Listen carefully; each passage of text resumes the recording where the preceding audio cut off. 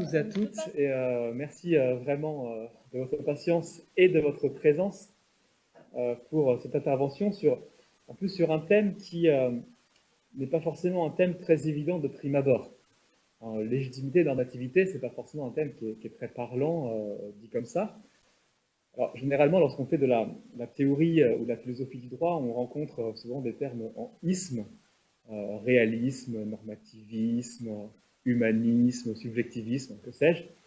Là, ce n'est pas l'heure du isme, c'est l'heure du T, légitimité et normativité, mais ce n'est pas beaucoup plus parlant pour autant. Mais vous allez voir que, en réalité, derrière ça, derrière ces mots un petit peu obscurs, se cachent des interrogations assez fondamentales.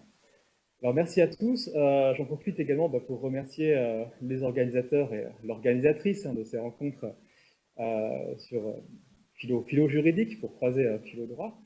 J'avoue que j'ai accepté sans trop d'hésitation cette intervention. Avec le recul, j'aurais peut-être dû hésiter un petit peu, mais on en reparlera dans un instant, vous allez voir. Et puis j'en profite également pour remercier par avance le professeur Michel Boudot qui fera le rôle de discutant. Je sais qu'il y aura nécessairement des réflexions, éventuellement des questions qui seront tout à fait stimulantes pour lancer, voire relancer le débat. Alors, je vais essayer donc de vous partager une présentation PowerPoint, mais que je n'ai pas testé avant, donc il y a des chances qu'il y ait des petits accrochages, mais on va faire au mieux. Alors, est-ce que ça fonctionne? Oui, alors. Bien, quand j'ai accepté ce sujet sur légitimité, normativité, j'ai accepté avec une intuition. L'intuition, c'est qu'il y a nécessairement un lien entre les deux et que ce lien, en plus, est relativement évident.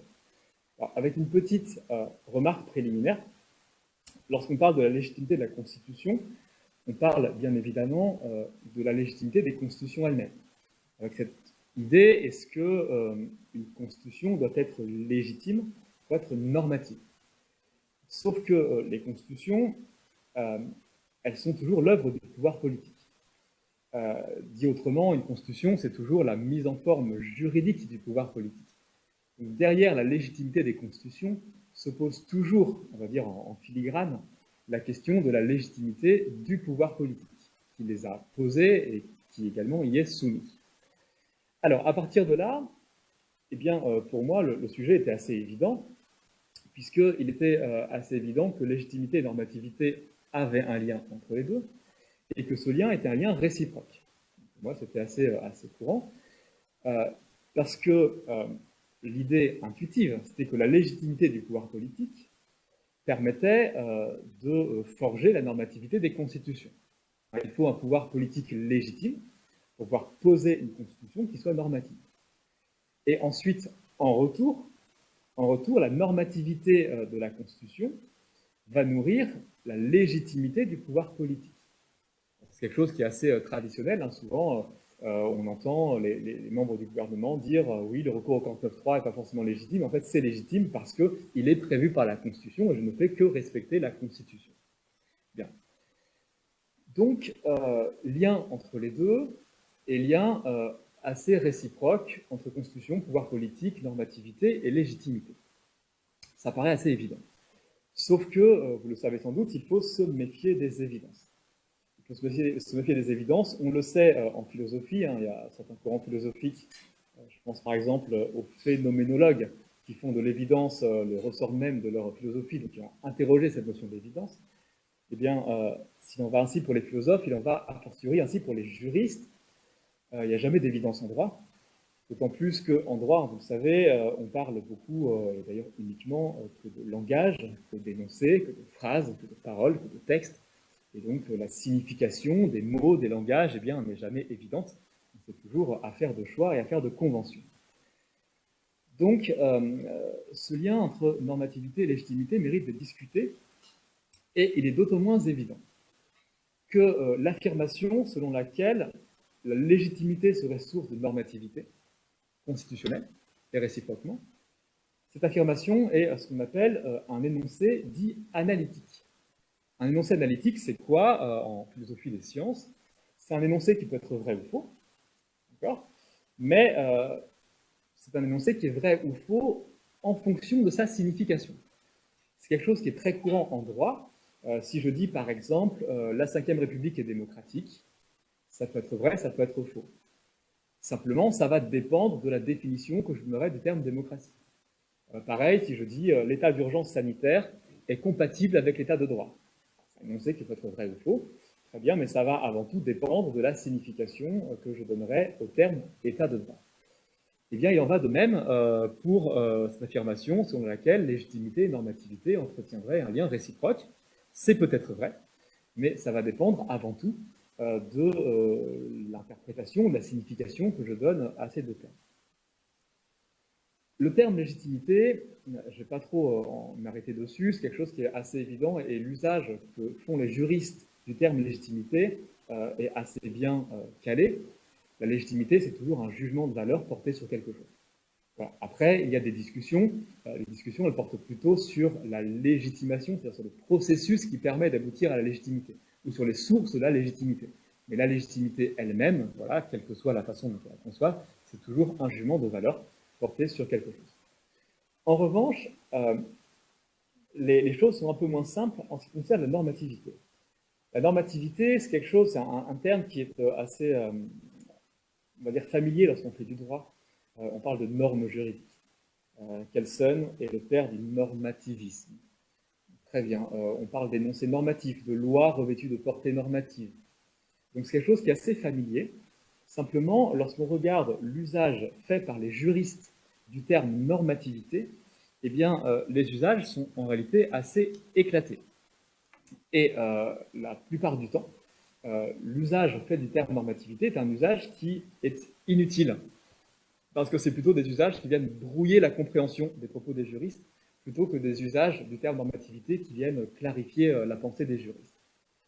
Alors, du coup, j'ai recensé un petit peu en quelques mots, très rapidement, les différents usages que la majeure partie des juristes font du terme normativité, qui sont pour moi des usages inutiles. Il peut y avoir des usages inutiles parce qu'ils sont tout d'abord surabondants, c'est-à-dire que les juristes vont utiliser le terme normativité comme synonyme d'un terme voisin. Mais du coup, pourquoi ne pas directement utiliser le terme plutôt que choisir le terme normativité? C'est ainsi que la normativité peut désigner le caractère prescriptif. Le normatif, c'est le prescriptif. C'est l'idée que, par exemple, un texte qui n'affirmerait que de grands principes ou des objectifs symboliques ne serait pas normatif. Si c'est le prescriptif, du coup, l'archétype normatif serait l'impératif. Parce que l'idée, c'est que derrière les prescriptions, en droit, les prescriptions seraient obligatoires. Et donc, certains auteurs vont lancer l'idée d'une échelle de normativité, selon que les énoncés seraient plus ou moins impératifs. Bon, pour d'autres juristes, la normativité, c'est simplement le caractère invocable, ou justiciable, ou opposable. Ce qu'on trouve notamment en matière de droits fondamentaux. Il y a les droits qui seraient normatifs, c'est-à-dire opposables, invocables, et les droits non normatifs, qui ne seraient pas opposables, qui ne seraient pas justiciables, comme par exemple les droits économiques et sociaux. Pour d'autres auteurs, encore, le normatif serait simplement le juridique. On trouve ça dans les auteurs qui, notamment, s'appuient un peu sur les écrits de Hans Kelsen. Pour Kelsen, un principe est normatif si et seulement si il appartient à l'ordre juridique, ou si finalement il est juridique. Bon. Donc tous ces usages ne sont pas des usages qui sont très éclairants pour savoir ce qu'est la normativité. Il s'agit, en fait, plus simplement, on pourrait tout simplement, utiliser le terme prescriptif ou impératif ou invocable plutôt que normatif. D'autres auteurs ont essayé du coup de dire, bon, la normativité, on va essayer de créer une définition plus spécifique. Voilà, on va la dissocier des termes voisins et on va essayer de chercher plus ce qu'elle est. Mais sauf qu'en faisant ça, les définitions sont parfois flottantes. On a ici une définition, par exemple, posée par le professeur Charles Eisenman, qui est très connu pour avoir traduit en français Kelsen, et la seconde édition de la théorie pure du droit. Charles Eisenman nous dit le normatif, c'est le normateur, et le normateur, c'est le fait de pouvoir poser une réglementation. Donc, le normatif, ce sera un acte qui pose une réglementation, contrairement à un acte non normatif qui ne pose pas de réglementation. Très bien. Simplement, ça ne résout pas toutes les questions. Comment je règle le cas des avis, des recommandations, des vœux? Comment je règle le cas d'un acte qui ne ferait que répéter un acte qui préexiste? Voilà, ça ne résout pas tous les problèmes de la normativité. Et puis enfin, il y a des usages qui sont inutiles de normativité parce qu'ils sont beaucoup trop larges et du coup insuffisamment discriminants. Certains auteurs disent le normatif simplement la capacité d'un énoncé à produire des effets sur les comportements. Voilà. Mais si je dis ça, en fait, n'importe quel énoncé est susceptible d'avoir des effets sur les comportements. Donc forcément, cet usage est inutile. Alors, comment s'en sortir ici, puisqu'on est dans une approche analytique de la normativité, eh bien, on va postuler une définition de ce qu'est le normatif. Et pour postuler cette définition, ce que j'ai mis dans mon PowerPoint comme le choix d'un usage stipulatif, on stipule une définition, eh bien, il suffit d'en revenir, enfin, nous allons revenir ici à la définition première de la normativité. Une norme, c'est ce qui sert d'étalon de mesure. Quand on dit quelqu'un est anormal, c'est qu'il n'est pas dans la norme. C'est la normativité, la normalité en fait. C'est ce qui permet de mesurer un comportement, un objet, une action. Si je dis la norme, c'est le mètre, du coup, je peux mesurer si je suis en delà ou en deçà du mètre. Donc finalement, la normativité, pour nous, c'est comme ça qu'on la définira, c'est simplement la faculté qu'un énoncé a à servir de terme de comparaison pour juger d'un comportement. Je peux juger d'un comportement par rapport à cet énoncé-là, et donc les normatifs, ils servent de normes de référence, ils servent de normes de mesure. C'est l'usage qu'en a fait par exemple le professeur François Brunet dans sa thèse sur la normativité. Bon.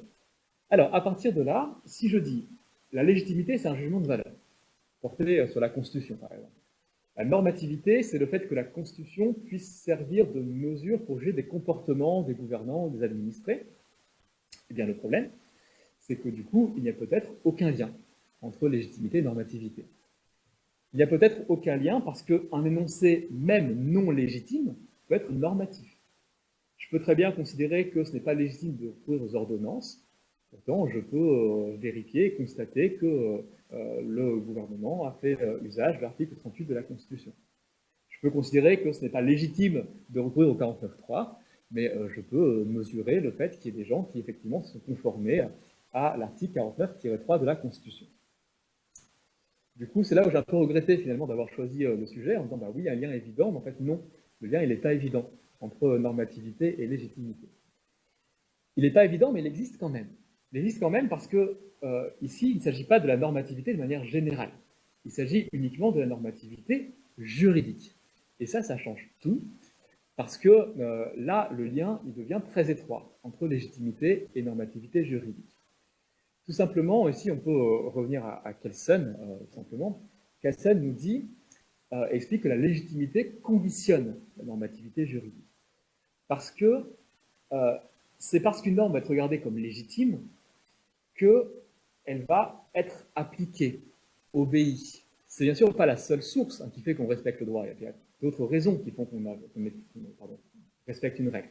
Mais la légitimité, c'est l'une des raisons qui fait qu'on va appliquer et respecter une règle. Que la règle, nous dit Kelsen, va être efficace. Et l'efficacité, eh bien, c'est la condition de la juridicité. Kelsen dit très bien, une norme qui ne serait jamais appliquée, jamais obéie, jamais respectée, ne mérite pas le qualificatif de règle juridique. Donc la légitimité est une condition de la normativité juridique. C'est ce qui fait que si nous, on rédige entre nous un texte qu'on appelle Constitution de la 6e, il y a assez peu de chances que ça devienne un texte juridique. Voilà. Parce que la société dans son ensemble considérera qu'on n'est pas légitime et que ce n'est pas légitimement le nouvel énoncé constitutionnel qui s'appliquera. Donc la légitimité conditionne la normativité juridique. Donc à partir de là, il y a un lien étroit entre normativité et légitimité qui est bien un lien réciproque. Le pouvoir politique légitime va établir des constitutions qui du coup vont devenir juridiquement normatives. Et une fois que la Constitution elle est juridiquement établie, qu'elle est juridiquement normative, eh bien, elle va pouvoir légitimer en retour l'action du pouvoir politique. D'où deux temps dans notre intervention, mais qui seront uniquement des pistes, vous allez voir, ça va être assez rapide, mais c'est uniquement des pistes de réflexion que je vais lancer. La légitimation réciproque entre les constitutions et le pouvoir politique implique de pouvoir légitimer le principe même de l'existence du pouvoir politique. Pourquoi le pouvoir politique va mettre en place des constitutions légitimes? C'est pour légitimer le fait que c'est lui qui est au pouvoir et qui exerce effectivement les responsabilités. Mais il convient également de légitimer les limites à l'exercice du pouvoir, parce que les constitutions, ce sont des conditions d'existence juridique du pouvoir politique. Le pouvoir politique existe juridiquement parce que la Constitution le pose, mais dans le même temps que c'est une condition, c'est également une limite. C'est-à-dire que je vais fixer l'étendue des pouvoirs de chaque institution, et donc, en même temps que je suis une condition, je suis de fait une limite à l'exercice des pouvoirs. Et donc, il faut que je puisse légitimer à la fois la condition même d'existence et légitimer les limites inhérentes à l'exercice du pouvoir politique. Alors, du coup, un premier temps que j'ai appelé apparaître légitime pour faire accepter le pouvoir. Ici, c'est quelque chose qui est très courant, je dirais, en sciences politiques. En Sciences Po, on explique que l'obéissance au pouvoir, elle passe par deux éléments. Elle passe par l'autorité et la domination. Maintenant, dans les cours de Sciences Po, la domination, c'est le recours à la force. Et l'autorité, c'est le fait de pouvoir se faire respecter ou obéir sans recours à la force. C'est quelque chose qui est très classique en philosophie politique. J'ai relevé une citation qui est très célèbre des contrats sociaux de Jean-Jacques Rousseau, qui est très connue. Rousseau nous dit « Le plus fort n'est jamais assez fort pour être toujours le maître s'il transforme sa force en droit et l'obéissance en devoir ». Ça veut dire qu'à côté de la force physique, eh bien, on doit pouvoir apparaître comme étant légitime. Donc ici, les constitutions seront mobilisées comme élément de légitimation du pouvoir politique pour s'établir, et pour s'établir dans la durée. Parce que la légitimité, c'est ce qui permet à un pouvoir politique, bien sûr, de s'établir dans le temps. D'où un premier sous-temps, j'ai mis légitimer l'établissement du pouvoir. Les constitutions vont être des outils permettant de légitimer le fait que le pouvoir politique soit le pouvoir juridiquement en place. Alors, ici, comme toute règle juridique, les constitutions ne sont jamais neutres. Le droit n'est jamais neutre, et a fortiori les constitutions non plus, parce qu'elles sont l'œuvre directe du pouvoir politique. Donc elles sont toujours la traduction d'idées politiques. Et elles sont d'autant moins qu'elles cherchent à établir les fondements de la légitimité des gouvernants. Donc elles vont toujours traduire des grands concepts de philosophie politique, de manière consciente ou inconsciente. Elles vont traduire des concepts de séparation des pouvoirs, de démocratie, on va mettre en place une justice constitutionnelle. Et tous ces grands concepts qui sont mobilisés par les gouvernants, implicitement ou explicitement, sont autant de concepts qui sont des concepts idéologiques. La démocratie, par exemple, quand Aristote dit la démocratie, c'est le gouvernement de tous, il n'est pas en train de décrire ce qu'est la démocratie. Il est en train de dire c'est la meilleure forme de gouvernement possible. Quand Montesquieu dit les pouvoirs doivent être séparés, il ne dit pas les pouvoirs sont séparés dans les États, il dit les pouvoirs doivent être séparés pour éviter la tyrannie. Donc, tous les grands concepts à mobiliser sont tous des concepts prescriptifs, idéologiques. À partir de là, les constitutions vont jouer un rôle de légitimation à deux niveaux. Le premier niveau, j'y reviens pas, c'est la légitimation directe par le pouvoir politique qui va transcrire dans les constitutions des concepts de philosophie politique. Par exemple, j'inscris à l'article 16 de la BDHC le principe de séparation des pouvoirs. Mais cette légitimation, c'est également une légitimation indirecte par la doctrine. Parce que du simple fait que la doctrine accepte d'étudier une constitution, ça veut dire qu'on va légitimement considérer que c'est la constitution en place et que la constitution est juridique. Le fait d'investir un champ constitutionnel, c'est reconnaître que oui, le champ constitutionnel est bien un champ juridique et constitutionnel. On a vu ça très bien, par exemple, avec un auteur comme Louis Favoreux. Quand Louis Favoreux commence à expliquer qu'il y a un modèle européen de justice constitutionnelle, en fait, c'est pour légitimer l'existence du Conseil constitutionnel, légitimer l'existence d'un contentieux constitutionnel, et puis finalement légitimer également son objet de recherche, légitimer le fait qu'il soit lui-même légitime pour étudier la justice constitutionnelle. Et puis je passe, et on a vu très bien ce genre de débat à l'occasion du régime de Vichy. Le simple fait que certains auteurs acceptent le régime de Vichy ont été accusés du coup de faire le jeu du régime. Donc les constitutions vont chercher à légitimer l'établissement du pouvoir, mais vont chercher également, c'est le second temps, à légitimer le pouvoir dans la durée.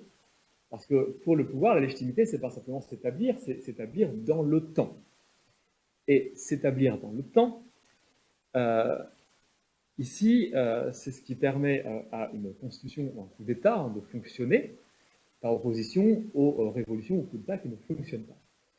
Et vous avez un auteur qui est incontournable lorsqu'on parle de temps dans le droit, hein, c'est le doyen Maurice Horiou, et sa théorie de l'institution. Horiou, il nous dit l'institution, c'est une forme sociale qui s'inscrit dans la durée. Donc, plus que la légitimité, en fait, ce qui est intéressant, c'est le processus de légitimation qui va s'inscrire dans la durée. Et donc ça vaut pour Maurice Horiou pour toutes les institutions, y compris l'institution étatique. L'État en tant qu'institution est une forme sociale qui va s'inscrire dans la durée. Et comment elle s'inscrit dans la durée? Eh bien parce qu'elle apparaît légitime. Et sa légitimité, pour Maurice Horiou, c'est le principe de liberté. L'État doit poursuivre un objectif d'assurer la liberté de tous. Et la liberté est un principe qui, du coup, va justifier que l'État perdure sur un temps suffisamment long. Alors, du coup, le pouvoir politique, une fois qu'il est en place, eh bien, il va essayer régulièrement les principes constitutionnels permettant de légitimer le fait qu'il reste en place. On peut très bien faire ce travail de légitimation en adaptant le texte constitutionnel et en le modifiant régulièrement. Je n'y appesantis pas, d'accord, c'est quelque chose qui est très classique. Par exemple, en 1962, le général de Gaulle révise l'énoncé constitutionnel pour dire désormais le président de la République sera élu au suffrage universel direct. C'est un moyen de renforcer la légitimité de son successeur. Mais il est également possible de légitimer la pérennité du pouvoir en réévaluant les grandes théories traditionnelles. C'est-à-dire, par exemple, sans changer l'affirmation sur laquelle tel État est démocratique, le concept de démocratie peut très bien ne plus être le même en 2021 qu'au XVIIIe siècle, par exemple. Et donc, on va aboutir à un mouvement de réévaluation constant des grandes théories constitutionnelles, la théorie de la représentation, la théorie de la démocratie, qui viennent du coup jouer comme des éléments qui adaptent en fait la légitimation ou les principes de légitimation du pouvoir aux évolutions sociétales. Par exemple, hier et aujourd'hui, encore aujourd'hui, il y a un colloque à Bordeaux sur la démocratie illibérale. On réinterroge le concept de démocratie en le remettant un petit peu au goût du jour. Et puis dans le même temps, on va également avoir l'apparition de nouveaux concepts justificatifs.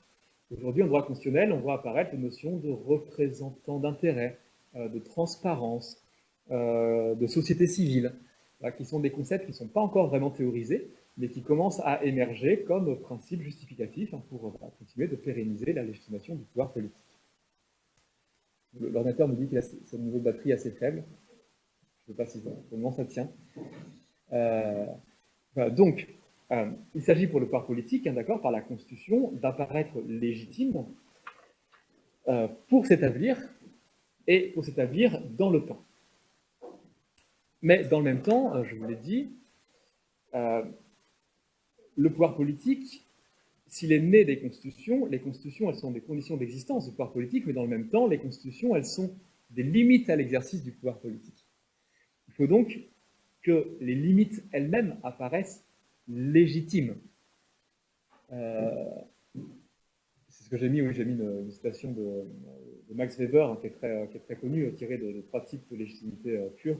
On dit chez les dominants et les dominés, la domination a l'habitude d'être étayée intérieurement par des fondements juridiques. C'est la légitimité légale rationnelle chez Max Weber. C'est pour lui la meilleure source de légitimité parce que c'est la plus objective. Très bien. Donc,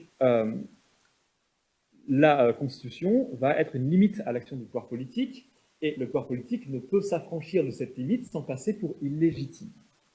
Parce que s'il sort du droit, eh bien forcément, non seulement il est illégitime, mais en plus il redevient un simple pouvoir de fait. Ce n'est plus un pouvoir juridique.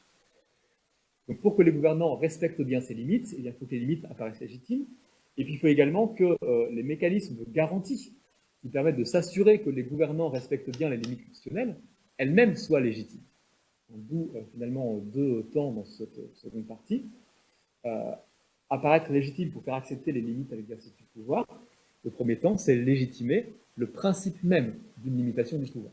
Il faut que les gouvernants acceptent d'être limités par les constitutions s'ils veulent continuer d'apparaître comme un pouvoir juridique. Ici, apparaître, hein, légitimer le principe même de limitation du pouvoir, c'est quelque chose qui est très courant et l'histoire constitutionnelle française en offre de très nombreux exemples.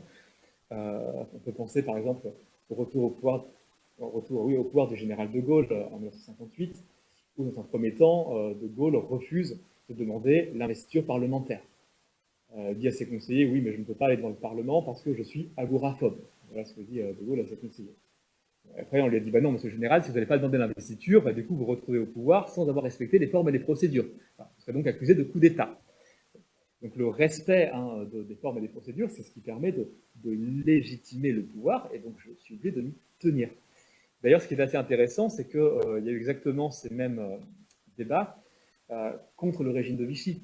De Gaulle lui-même était le premier à dire, notamment dans son manifeste de Brazzaville en 1940, dire le régime de Vichy, il est illégitime parce qu'il est illégal. Parce que la loi de 1840, qui confie les pleins pouvoirs au maréchal Pétain, elle est irrégulière. Et donc, c'est un gouvernement qui n'a jamais été légalement investi, donc un gouvernement de fait. Et donc, De Gaulle, il dit le seul gouvernement qui est légal et donc légitime, c'est la France libre, qui en fait ne fait que continuer et perpétuer la Troisième République. C'est ce que dit Général de Gaulle. Bon. Alors, le respect de la Constitution est donc une source de légitimité, donc le respect des limites constitutionnelles est une source de légitimité. Mais pour ça, il faut être certain que la Constitution joue bien ce rôle de limite. Parce que si les gouvernants peuvent s'affranchir de la Constitution comme ils le souhaitent, vous savez, James Madison, l'un des pères fondateurs de la démocratie américaine, disait les constitutions ne sont que des barrières de papier. Elles sont que des barrières de papier parce que, bah oui, c'est des mots sur un bout de papier, et on ne peut jamais s'assurer que les gouvernants respectent bien la Constitution. Et donc, pour répondre à ce genre de critiques, la philosophie politique et même les juristes d'ailleurs, ont développé des théories pour justifier, légitimer le fait que les constitutions jouent bien ce rôle de limite au pouvoir politique. On trouve ici ce qu'on a appelé les théories de l'auto-limitation de l'État, qui sont nées notamment en Allemagne sous la plume de Jelinek et qui ont été reprises en France, pas forcément de manière très bien comprise, mais peu importe, reprises en France notamment sous la plume de Raymond Carré-de-Malberg. Carré-de-Malberg, au début du XXe, il disait l'État, il est souverain, donc théoriquement, il peut faire ce qu'il veut. Les gouvernants, en tant que gouvernement d'un État souverain, potentiellement, peuvent faire ce qu'ils veulent. Mais malgré tout, l'État est obligé de respecter son propre droit, parce que s'il ne le faisait pas, disait Carré-de-Malberg, l'État se renierait lui-même. Il dit, je cite Carré-de-Malberg, il dit si absolue que soit la puissance de l'État, et alors même qu'il lui serait juridiquement possible de tout faire, il ne peut pas supprimer tout ordre juridique et fonder l'anarchie, car sinon il se détruirait lui-même. Donc il y a des auteurs qui considèrent que les constitutions jouent bien un rôle de limite et que les gouvernants ne peuvent en aucun cas s'en affranchir, parce que sinon ils s'affranchiraient de ce qui fonde le principe même de leur action, et on ne serait plus dans un état de droit, finalement. À ces théories de l'autolimitation répondent d'autres théories, qui sont les théories dites de l'hétérolimitation, où on trouve par exemple en France la plume de Léon Duguy ou de Maurice Oriou, qui disent ben non, en fait, c'est assez illusoire de croire qu'un gouvernant, par nature même, respecterait forcément le droit constitutionnel. Si les gouvernants ont posé les constitutions, eh bien, ils peuvent les réviser, et du coup, ils peuvent s'affranchir de toutes les limites qu'ils pourraient éventuellement poser. Donc, s'il y a une limite, et si les constitutions jouent ce rôle de limite, c'est parce qu'il y a des principes extérieurs et supérieurs aux constitutions, qui font qu'elles jouent bien ce rôle de limite. Pour Maurice Oriou, c'est le principe de liberté. Et du coup, il va développer une théorie de la constitution sociale. Dans la constitution sociale, l'ensemble des droits et libertés sont supérieurs à l'État et s'imposent au gouvernement. Léon Duguy dit le principe qui va réellement limiter l'action des gouvernants, c'est la solidarité sociale. Voilà. L'État, la Constitution, doit traduire cette idée de solidarité. Et en définitive, c'est ce qui va ensuite continuer dans ses écrits en disant la principale même fonction de l'État, ce sera d'assurer le service public, parce que le service public est la marque de la solidarité.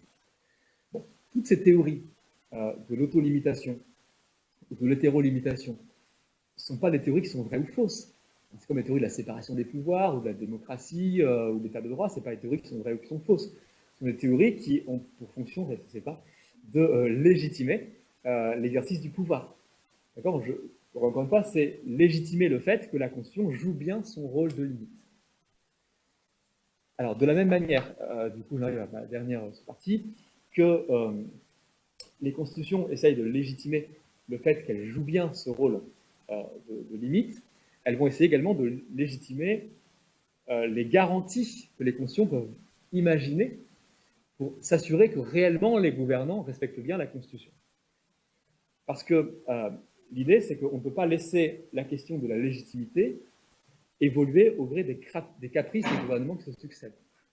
L'idée, c'est qu'on ne peut pas dire un gouvernement mettra en place une Constitution avec des principes, et le gouvernement d'après, eh bien, révisera la Constitution, enlèvera les principes, et puis finalement, voilà, il s'affranchit de ce qui a fait la légitimité de ceux qui ont posé la Constitution.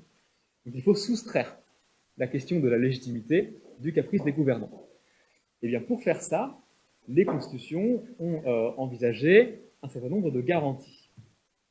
Ça peut être des garanties purement internes, c'est-à-dire ça peut être uniquement le fait que les constitutions vont elles-mêmes prévoir une organisation du pouvoir permettant de faire en sorte que les gouvernements soient limités. On trouve ici les théories de la séparation des pouvoirs.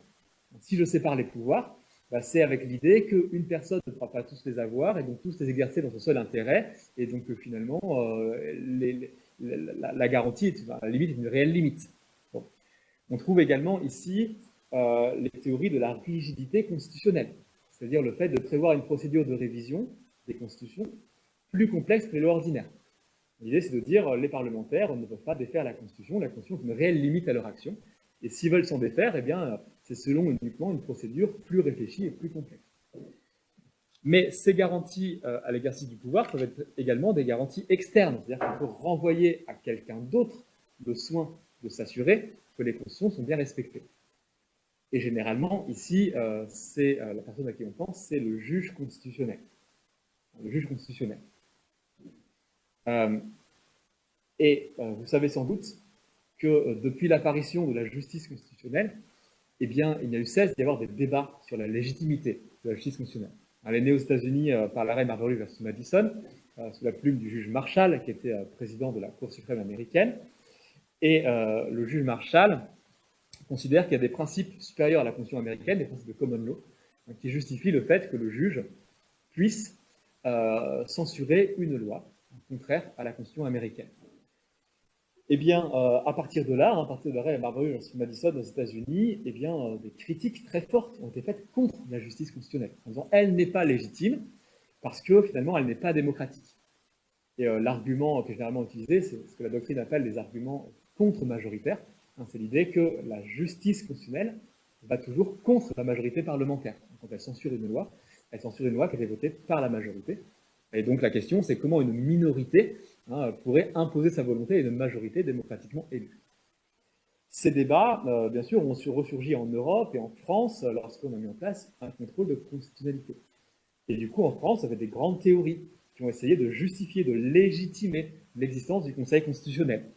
Vous avez par exemple la théorie de Charles Eisenman, prise par Louis Favoreux, qu'on appelle la théorie de l'aiguilleur, en disant le Conseil ne fait qu'aiguiller la volonté parlementaire. Vous avez plus récemment la thèse du professeur Dominique Rousseau sur la démocratie continue, en disant finalement le contrôle de constitutionnalité, c'est synonyme de démocratie, donc c'est légitime. Vous avez ensuite d'autres auteurs qui vont légitimer différemment la justice constitutionnelle en disant elle est légitimée par la hiérarchie des normes ou légitimée par le respect des droits fondamentaux. Donc, quoi qu'il en soit, cette question de la légitimité de la justice constitutionnelle, elle est fondamentale pour faire accepter ces décisions par les gouvernants. Parce que si le Conseil constitutionnel apparaît trop illégitime, bien sûr que les membres du Parlement, bien sûr que les membres du gouvernement n'accepteront plus les décisions du Conseil. Et il y a un exemple assez parlant, c'est au mois de novembre dernier, vous avez la présidente de la Commission des lois de l'Assemblée nationale, Yael Braun-Pivet, qui a accordé un entretien au Figaro pour demander la réforme en profondeur du Conseil constitutionnel. Alors, il y avait des arguments qui étaient assez convenus, en disant qu'il faut enlever les anciens présidents de la République, membres du droit du Conseil, voilà, des arguments partagés par un ensemble de juristes. Mais en fait, derrière le fait qu'un parlementaire vienne dans la presse pour réclamer une réforme du Conseil, eh bien, il y avait eu, quelques jours avant, une censure par le Conseil constitutionnel quasiment intégrale d'un texte porté par Yael Braun-Pivet, Et donc, du coup, c'était une réaction à une décision de censure du Conseil constitutionnel. Donc, la question de la légitimité, elle est fondamentale, parce que c'est ce qui va justifier l'acceptabilité des décisions du juge constitutionnel. Et le Conseil lui-même va essayer, quand il rend une décision, de légitimer ses propres décisions, en disant « j'ai pas un pouvoir de même nature que les parlementaires », ou en fait « je ne fais qu'appliquer la Constitution, ce n'est pas moi qui invente un principe de toute pièce ». Voilà. Et les exemples, bien sûr, ici, pourraient être multipliés, et on pourra éventuellement y revenir à l'occasion des débats. Alors, du coup, en conclusion de tout ça, parce que je suis allé très vite, et en fait j'ai lancé vraiment plein de pistes de manière un petit peu ouverte, vous avez bien compris que la légitimité et la normativité appliquées à la Constitution, c'était deux miroirs qui se reflètent presque à l'infini. La légitimité nourrit la normativité juridique, et la normativité juridique nourrit la légitimité de ceux qui l'ont posée. Très bien. C'est comme ça que je conclurai un peu mon propos. Il faut faire attention de ne pas se perdre dans ce jeu de miroirs, parce que vous savez bien qu'un miroir, ce n'est jamais la vérité. La vérité, elle n'est jamais dans le miroir, elle n'est jamais au-delà du miroir, la vérité, elle est toujours en deçà du miroir. Vous savez que dans la fable de La Fontaine, L'homme et son image, il y a un homme qui dit « les miroirs sont toujours faux », et je pense que cet homme avait raison. Et le pouvoir politique est là pour nous le montrer, parce qu'il suffit de briser l'une des deux faces, de la normativité ou de la légitimité, pour que leur dialogue et leur miroitement s'arrêtent. Je vous remercie pour votre attention, et n'hésitez pas, si jamais vous avez des questions ou des remarques.